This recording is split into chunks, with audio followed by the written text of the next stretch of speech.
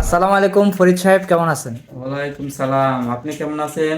আলহামদুলিল্লাহ ভালো। উনি হচ্ছেন আমাদের মিস্টার সুন্দরবন, আমাদেরকে সার্ভিস দিয়ে থাকেন। আপনারা যত জনে মাল পান মূলত এই ভদ্রলোকের কাছ থেকে পান। আচ্ছা, এখন বলেন তো, আপনি প্রতিদিন আমাদের কফি খান কেন? অন্য কফি তো খান না।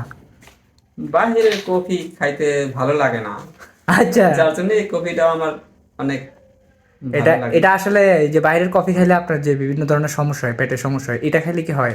এটা খাইলে হয় না। আচ্ছা, এই জন্য মূলত এটা খান। হ্যাঁ। আচ্ছা, মাশাল্লাহ। আর হচ্ছে যে এমনিতে কি মনে হয়, একেবারে রিয়েলি একটা কথা বলেন, এই কফি খাইলে কোনো আপনার কি মনে হয় না একটা ভালো বা কিছু একটা এটা মাশরুমের কফিটা?